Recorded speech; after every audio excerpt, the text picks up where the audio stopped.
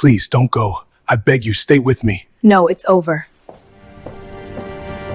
After divorcing his wife, Brian Daniel lost control of his life. Rose had left him because he couldn't give her a child. That truth broke him. Night after night, Brian drowned his pain in whiskey, sitting alone in a bar, trying to forget everything he had lost. One night, in his drunken state, he met a woman he believed was there for hire. Without thinking clearly, he paid her $10 million for one night of comfort. Brian was certain he was sterile, certain nothing could ever come from it. So he didn't use protection. The next morning, he tried to bury the memory of that night, along with his pain. But what happens when that woman appears again, claiming she's pregnant? And what happens when his ex-wife returns? Who would he choose?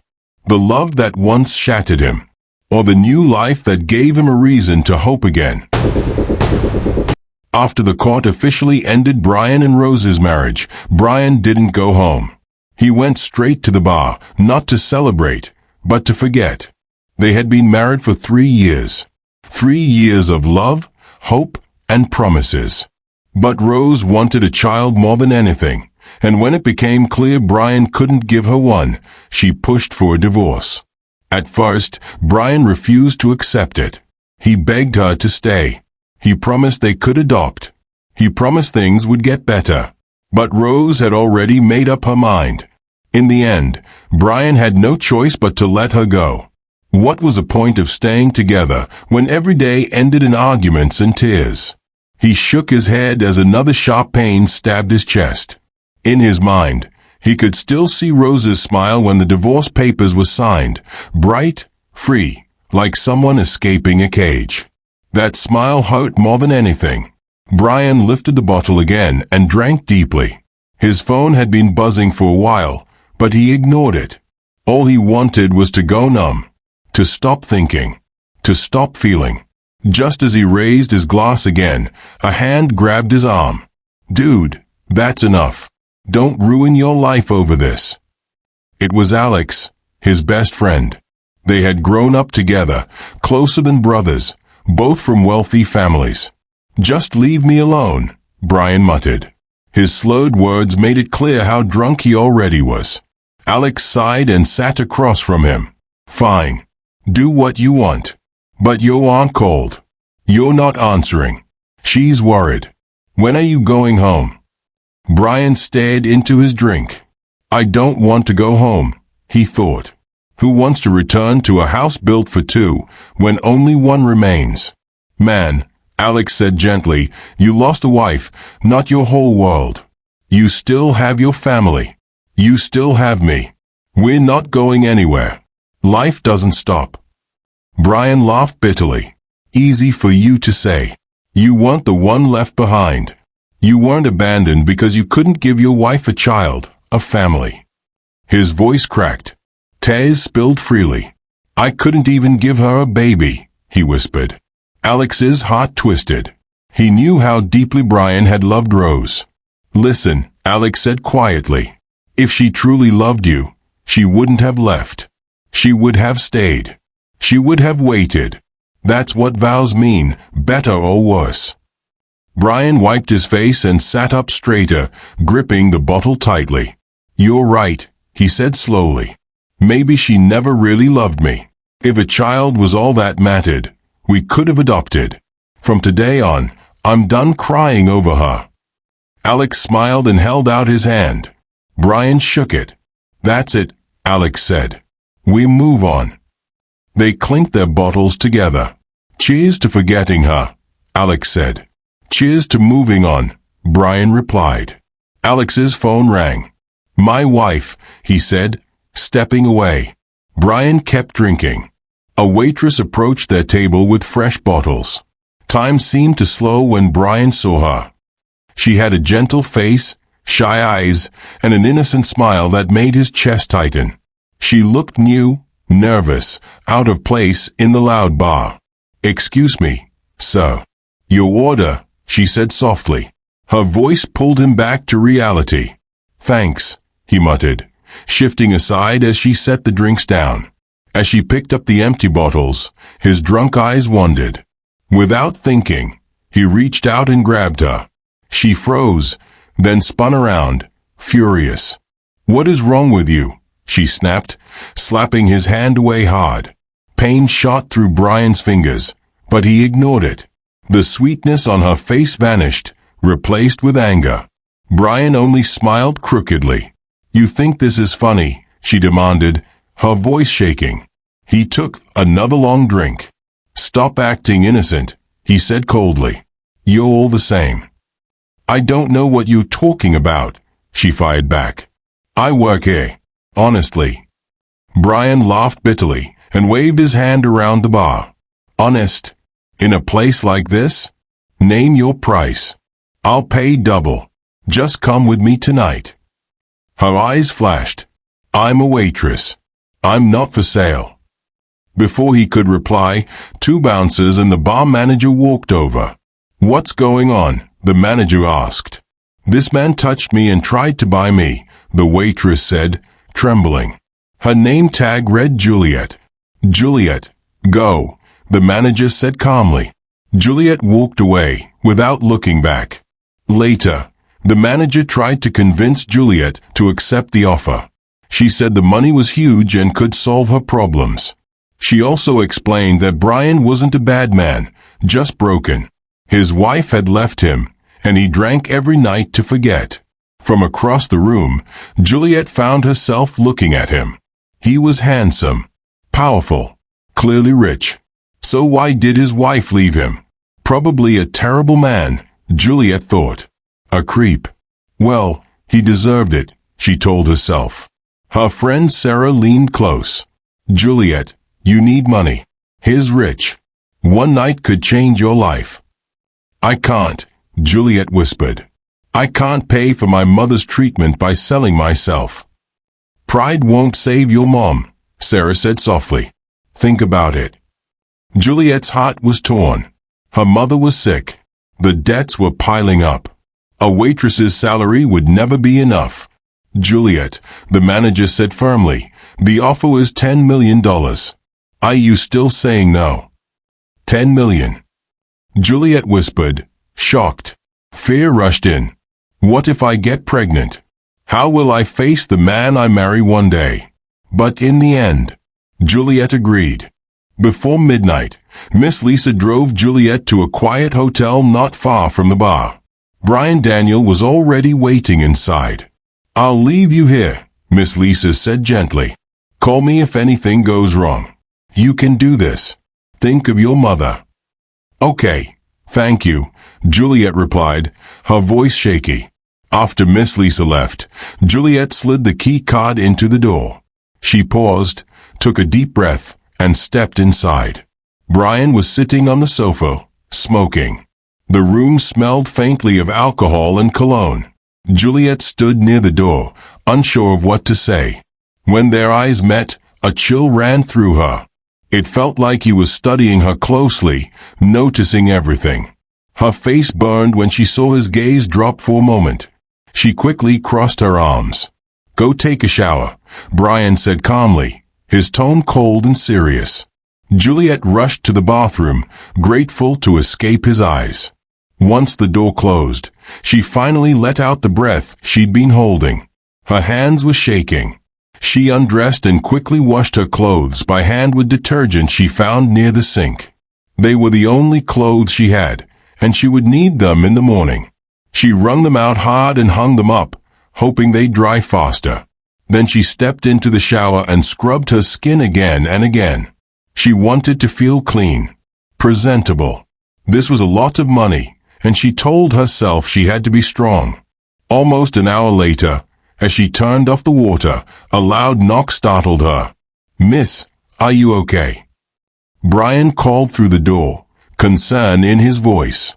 Juliet quickly grabbed a towel and wrapped it tightly around herself. "1 second," she replied, flustered, then froze. She had nothing on underneath. Her clothes were still damp. "You okay?" Brian said again. "I'm counting to 3. I'm coming out." Juliet blurted. She cracked the door open and stepped into the room, her face burning with embarrassment.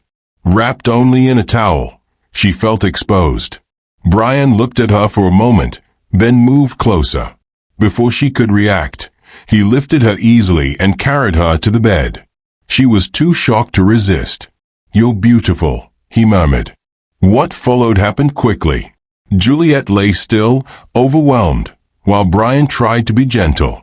When it was over, she turned her face away, silently telling herself this was for her mother. The next morning, harsh sunlight woke Juliet.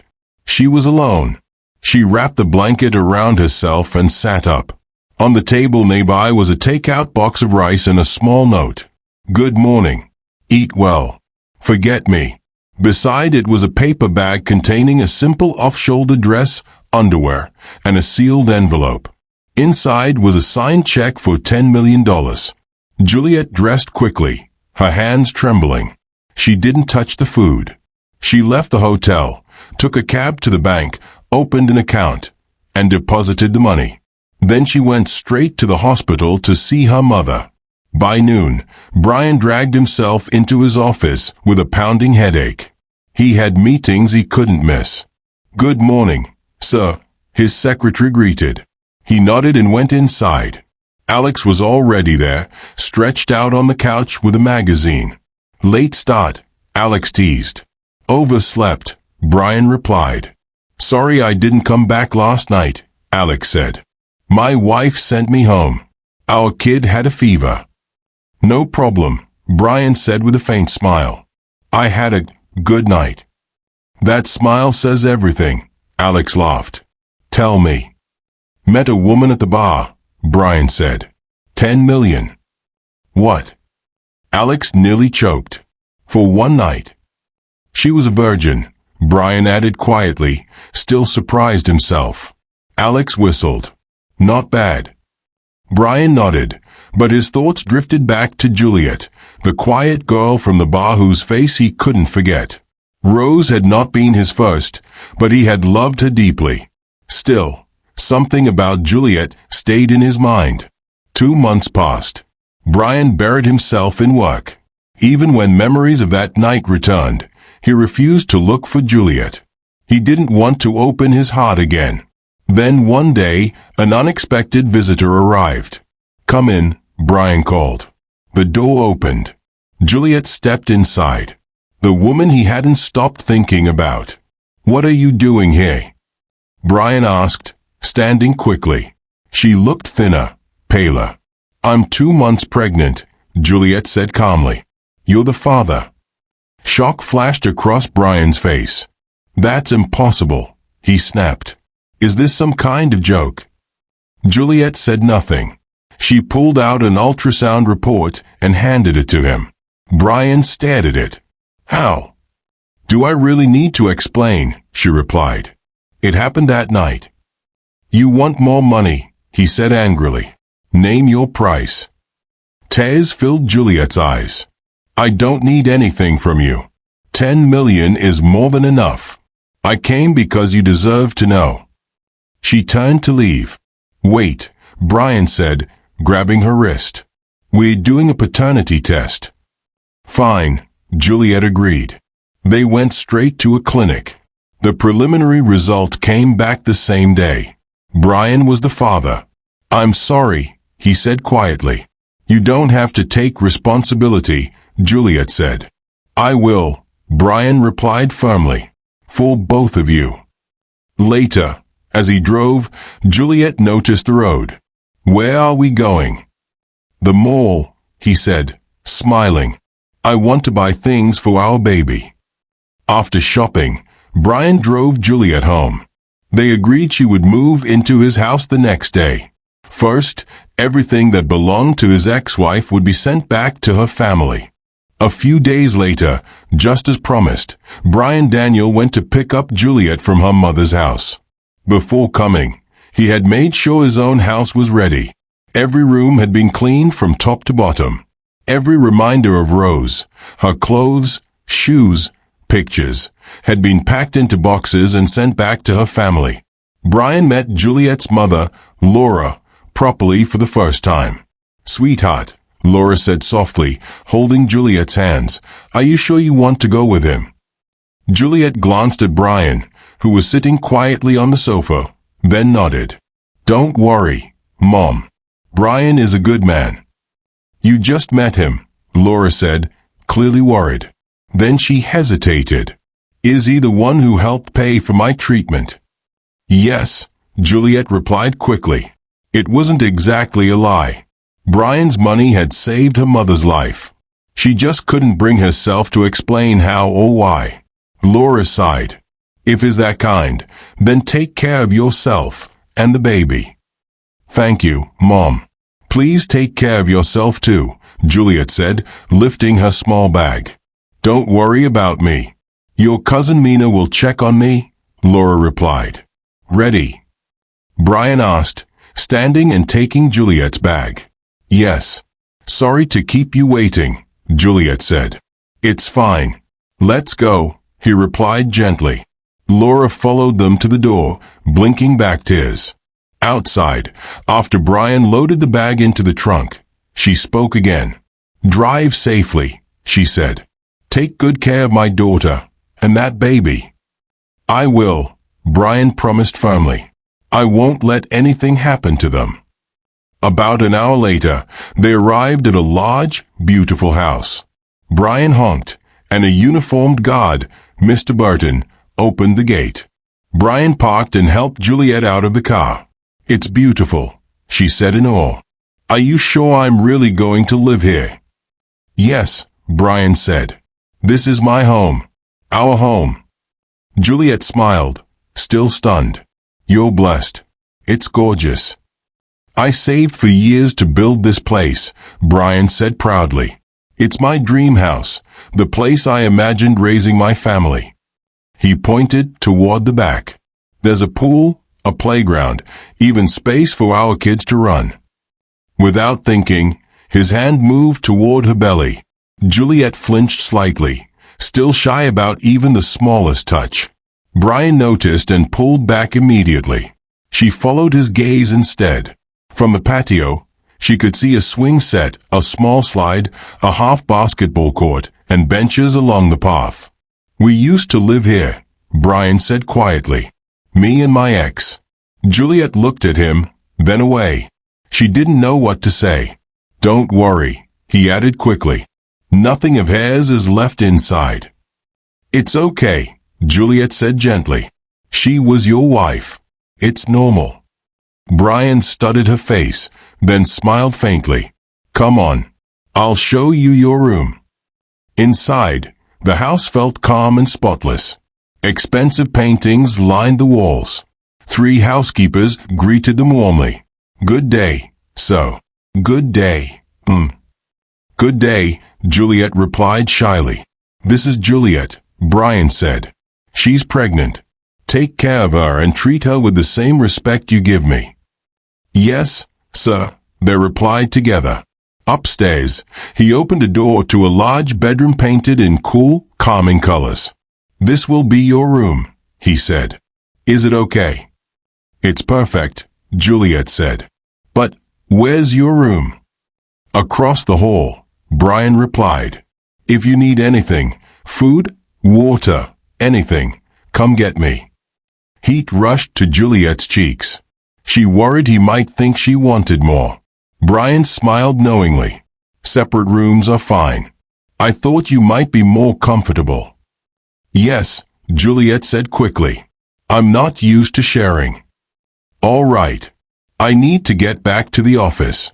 Rest, he said.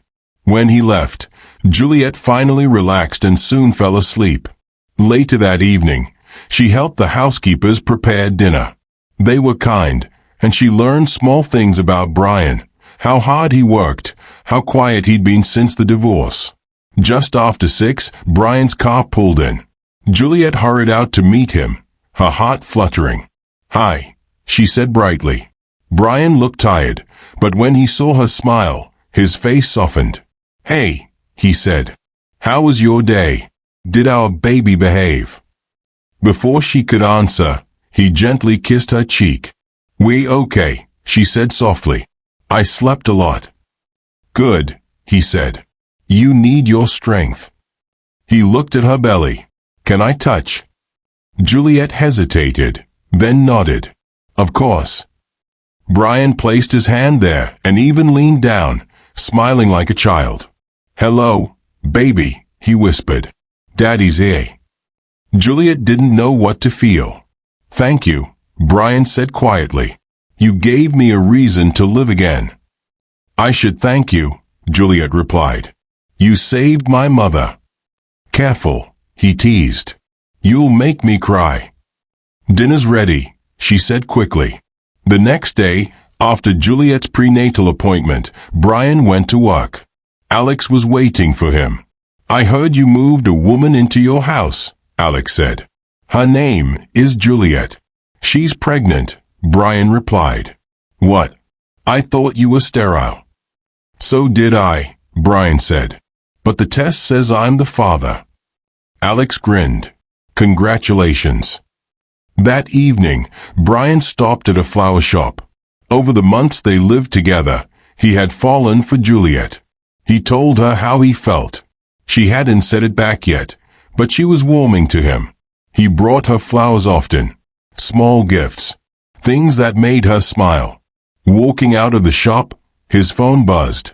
A text from Juliet. We're out of watermelon. Don't come home without one. Brian smiled and turned toward the nearest supermarket.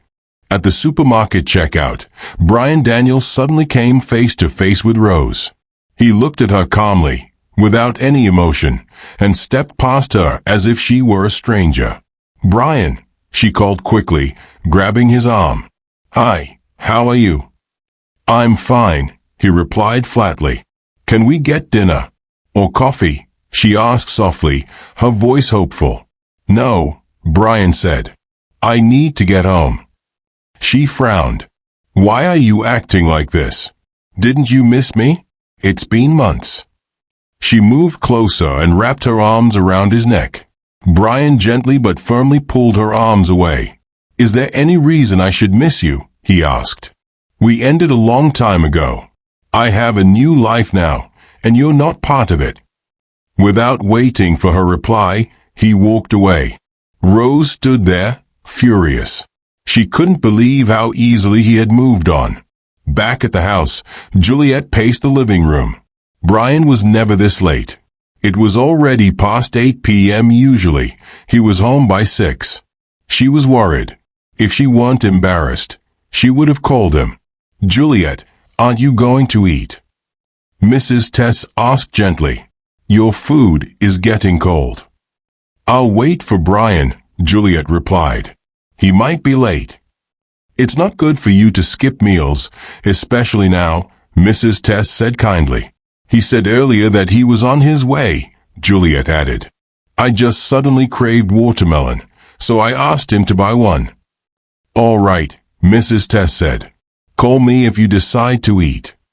30 minutes later, Juliet heard a car. She rushed outside. What took you so long? She asked, pouting. Sorry, Brian said. Traffic was bad. She crossed her arms. He held up a watermelon with a smile. Hey. Juliet glanced at it, then turned away with a huff. I don't want it anymore. I thought you and the baby wanted watermelon, he said. I did. Now I don't, she replied, walking inside. Brian followed her and noticed the untouched food. You still haven't eaten. I was waiting for you, she said, sitting down. They ate dinner quietly. Just as Brian thought the night was finally calm, Juliet spoke again. Mrs. Tess, she called sweetly, can you slice the watermelon for Brian? Brian blinked. For me? Yes, Juliet said seriously. Mrs. Tess chuckled and placed a large plate of watermelon in front of him. You sure you want me to eat all this? Brian asked. Juliet nodded and watched closely as he ate. He was already full, but he kept going until only one slice was left. Juliet quickly grabbed it and ate it. That was good, she said. I want more. Brian stayed calm, remembering Alex's advice about pregnancy cravings. The supermarket's closed, he said. I'll buy more tomorrow. Fine, Juliet replied. But you better come home early. I promise, he said with a smile. As they went upstairs, Brian thought about telling Juliet that he had run into Rose, but decided against it. I almost forgot something for you, he said. Wait here. Okay, Juliet replied. I'll be in my room. He returned with a bouquet of fresh roses. For you, he said. Juliet smiled softly. Thank you, but you didn't have to. Yesterday's flowers are still fresh. I want you and our baby to feel loved every day, Brian said. Something stirred in Juliet's chest. She stood up, looked straight at him, and spoke quietly. You know, you're not hard to love. The truth is, I love you. Brian froze. Really? He asked, stunned. Yes, she said with a shy smile. Not because I'm pregnant. I love you because my heart says so. Brian's eyes filled with emotion as he pulled her into a tight hug. I love you so much, he said. Thank you for coming into my life. Don't thank me, Juliet whispered. Without you, my mom might not even be alive. Maybe we were meant to meet that night, Brian said. I promise I'll protect you both. Protect us from what? She asked gently. From anything that tries to hurt you, he replied. She smiled. Did you hear that, baby? Daddy loves us. I'd give you the sun and the stars if I could, Brian said. She laughed. That's so corny. It's true, he said, smiling. It's late, he added. You should sleep. Good night, Juliet said. Sweet dreams. As he stepped out, he turned back with a playful look. Can I have a kiss? Just one. Go to sleep, she said, flustered. Okay, just on the cheek. Brian leaned in, but Juliet turned her face at the last second. Their lips met. The kiss deepened before they finally pulled apart. Later that night, Juliet couldn't sleep. She kept thinking about the kiss. Finally, she grabbed her pillow and knocked on Brian's door. He opened it, half asleep. What's wrong? I can't sleep, she said softly. Are you in pain? No, she whispered. I want to sleep in your room. Okay, he said, moving aside. He helped her into bed and lay down beside her. Let's sleep, he said. A few minutes later, Brian was snoring. Juliet was still wide awake. Her stomach growled. She wanted carbonara. She tried not to wake him, but when she shifted, he stirred. Hungry? He asked sleepily. Yes, she said. I want carbonara. Now, he groaned. I can't sleep if I'm hungry. Brian sighed, then smiled. All right. He got up and quietly went downstairs. Juliet followed him and sat at the table, watching as he cooked carefully so he wouldn't wake the staff. Soon, he placed a plate in front of her. Carbonara, he said. Wow. Thank you, Juliet said happily, digging in immediately. By noon the next day, Juliet woke up alone. Brian Daniel must have already gone to work. She got up, freshened up quickly, and headed downstairs, then froze when she heard a woman's angry voice echoing through the house. Admit it. How long have you been lying to me? Rose shouted. I don't owe you any explanation, Brian replied. His voice was calm, but cold. You know how much I loved you, Rose cried. I never looked at anyone else. And yet you still left me destroyed, especially after that fake sterility test you pushed me into believing. Brian's anger finally broke through. You ruined my confidence. You made me believe I was the problem. I did it because it was the strongest reason for an annulment, Rose pleaded. I thought if we divorced, we could start again, go back to how we were. I don't need you, Brian said firmly. Don't come back. You can't do this to me. Rose sobbed. I love you. I'm sorry. I'll change. Juliet's heart clenched as she listened. Leave, Brian said, his voice hard as steel. And don't come near me again. We're done. Rose's shoulders shook as she cried. Juliet stepped into the doorway. What's going on? She asked calmly. Brian looked at her, but didn't speak. Rose turned, wiping her tears, and glared at Juliet. And who are you? I'm Juliet, she said steadily. Brian's girlfriend. Rose laughed cruelly and stepped closer. Girlfriend? You look cheap. A desperate woman stealing my husband. The words cut deep. Juliet stayed silent.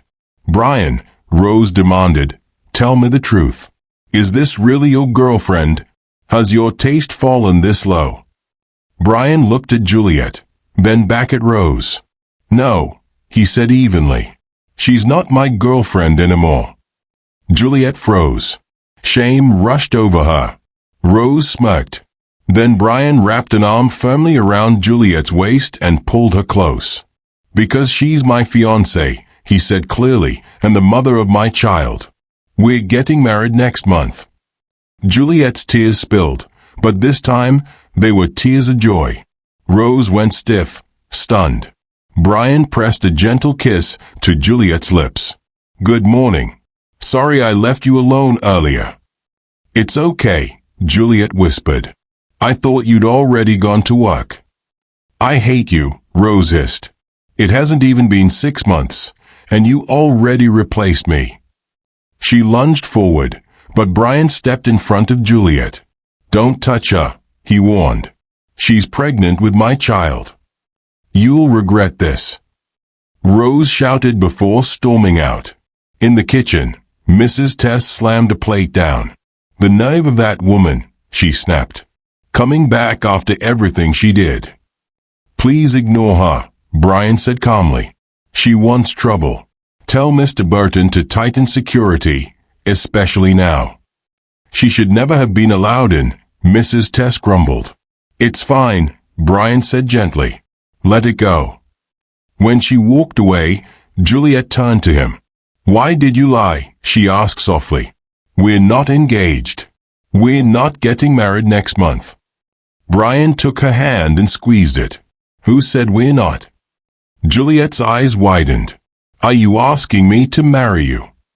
Why not? He smiled. We love each other. We're having a child. Her breath caught. We have somewhere to go later, he added. Where? She asked. You'll see. After lunch, Brian drove her to a bridal boutique. Soft lights glowed over rows of beautiful wedding gowns. What are we doing here? Juliet whispered. You're getting measured for your wedding dress, he said. Her voice trembled. Is this real? Very real, he smiled. His phone rang, and he stepped aside. Juliet wandered toward a simple, elegant gown, and reached for it at the same moment another hand did. She looked up. Rose. So it's true, Rose sneered. The woman marrying my ex is cheap and clueless. Please leave me alone, Juliet said quietly. You stole him, Rose snapped. He was your ex when I met him, Juliet replied. You left him. All right, Rose laughed loudly. You met him at a bar. Were you a waitress, or something worse? People nearby began staring. Enough, Brian cut in sharply, pulling Juliet away. We're leaving. Outside, Juliet exhaled shakily. I like that dress. They'll deliver it once it's fitted, he said. Thank you, she murmured, leaning into his chest. I know who you are, Brian said softly. Don't ever doubt that. Later that day, Brian returned to work. He had barely started signing papers when his secretary rushed in. Sir, I'm sorry. Miss Rose refuses to leave. Rose walked in smiling sweetly. Leave us, Brian said. The door shut. Locked. What are you doing here? He asked. I couldn't see you at home, so I came here, she purred. Stop, he said firmly, moving her hand away. I'm happy now. I want you back, she cried. No, Brian said. Juliet rebuilt what you destroyed. She stripped suddenly. What are you doing? He snapped. Stop, he shouted. Have some dignity. The anger in his eyes made her flinch. She dressed quickly and fled. Brian exhaled, shaking. A month later, it was their wedding day. Some people whispered, but Brian and Juliet ignored them. Congratulations, friends called. I'm happy, Brian told Alex. I have everything I need. Juliet laughed with Sarah. I never imagined this. As they drove home, Brian smiled. Are you happy? Very, Juliet said softly. No more surprises, she added, resting a hand on her belly. Let's focus on the baby. A few more months, Juliet said softly, smiling as she rubbed her belly. Then we'll finally meet our little one. Hello, baby, Brian Daniel said, kneeling slightly and speaking to her stomach. Are you happy today? Juliet suddenly laughed. He moved. Brian's eyes lit up. That means he's happy for us. Juliet placed both hands over the gentle curve of her belly, her smile full of warmth. They talked and laughed all the way home, feeling peaceful and excited about the future. But when they pulled into the driveway, their smiles slowly faded. Someone was standing there. Rose. Brian's face hardened instantly. Rose, what are you doing here? If you're here to cause trouble, leave. Juliet and I are married. That can't be changed. Rose shook her head, tears already in her eyes. I'm not here to fight. I accept that it's over. I just came to say goodbye and to congratulate you both. Juliet watched quietly, her heart cautious. I also want to apologize, Rose continued, for all the chaos I caused. This is the last time you'll see me. I'm moving to Canada. I hope your marriage is strong and happy. Her voice broke as she cried. Brian stepped forward and gently hugged his ex-wife. Juliet stayed still, observing everything. Thank you, Brian said sincerely. And I'm sorry if our wedding hurt you. I'm sorry I moved on before you were ready. Rose nodded weakly. You're right. We were never meant to last. She then turned to Juliet. Please take care of him, Rose said quietly. Don't repeat my mistakes. You can count on me, Juliet replied calmly. After a short conversation, Rose finally left.